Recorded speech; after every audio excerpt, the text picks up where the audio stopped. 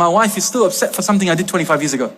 The Prophet ﷺ describes the woman as qawarir. And this is fragile and delicate vessels. And if you go too hard on it, it's going to break. Just recently, I was talking to not one, two of the older brothers that we have.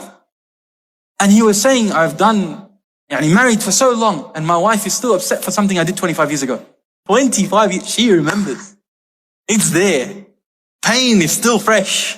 Once a fragile vessel is broken, khalas is broken.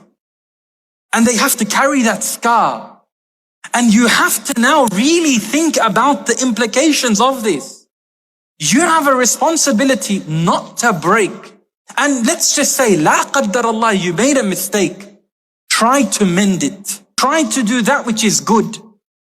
Try to ensure that you're going to not break it further.